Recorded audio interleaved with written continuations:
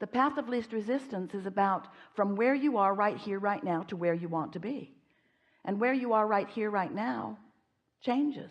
For example, let's say that you are employed and you are not happily employed. You don't like going there, you don't like being there, you don't like doing what you have to do while you are there. So it doesn't feel like the path of least resistance for you. So you've come to one of these gatherings and you've heard Abraham say it's important to follow your path of least resistance, and you say, okay, I don't like being there, so I'm not going to go there anymore. And we say, well, let's talk about this before you turn in your resignation. Let's talk about if it really is the path of least resistance. In other words, we know you don't want to be there. You've just told us that you don't want to be there, but we also know that you have some financial responsibilities and some people that you are tending to, maybe financially. And so just quitting that job, is it really the path of least resistance? And by that we mean, would you feel better or worse by doing that? Well, in a abrupt moment you might say better, way better. I'd feel way better, way better. But you might have quitter's remorse, because it really isn't the path of least resistance from where you are right now. Long term it is. Long term you might say, I'm not always going to be here.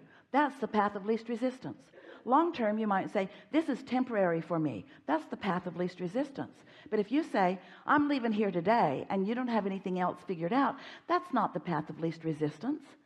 So what happens with so many humans is that they are trying to figure out what behavior is right and what behavior is wrong. And we say it sort of kind of depends on where you are, doesn't it, in relationship to where you want to be. Aren't there a lot of factors that equal whether this is the path of least resistance or a path of more resistance? And really, can anybody else in the whole wide world tell you what your path of least resistance is? They can't, can they? They don't know what you've been living. They don't know what you've carved out. They don't know what you didn't like and what you did like and what you've created in this vibrational reality, which is where your inner being stands. They don't know what you have vibrationally evolved to, and they don't know where you stand in relationship to it, and they don't really know how you feel, even though you tried to tell them often how you feel. They don't really get it. They've just got their distorted perspective of how you feel. So as you begin taking a poll, what do you think I should do? What do you think I should do? What do you think I should do? What do you think I should do? Then you give up your own guidance system and you lose your ability to sense your own path of least resistance, and then you're just kind of all over the place, making decisions that don't serve you with no long-term obvious improvement in your life experience. But when you get it, that you've been carving out a very clear perspective of who you are, and that you are supposed to thrive, and you are supposed to feel good, and you are supposed to be happy, and that vibrationally speaking that non-physical part of you is, and that you've got some habits of thought. You do. That's all a belief is a habit of thought. It's a thought you keep thinking. It's a vibration that you practice, and law of attraction helps you practice it because you've been practicing this. And so that's what law of attraction brings back to you, to practice some more. The more you observe, the better you get at practicing what is, and the worse you are at helping things move more to what you want.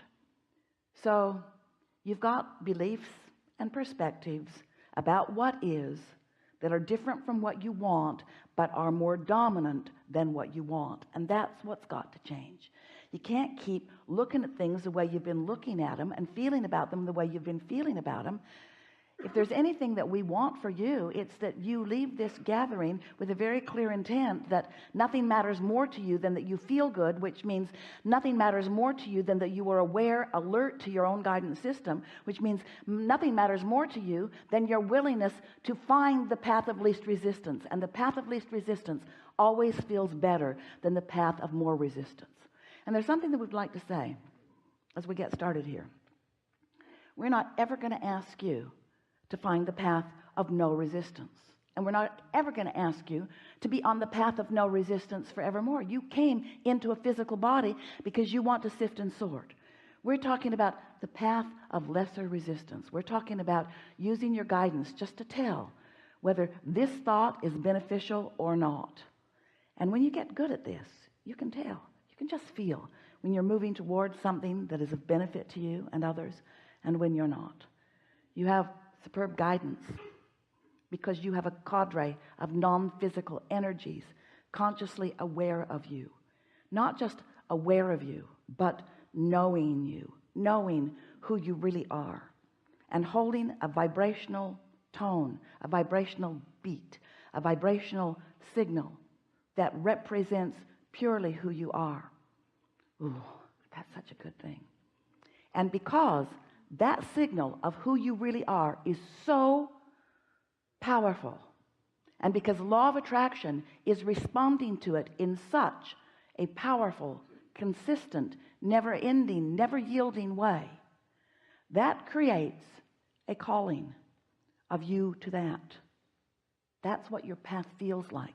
It feels like you going home. It feels like you being whole. It feels like you feeling good. It feels like you getting what you want. It feels like right path, right path, right path.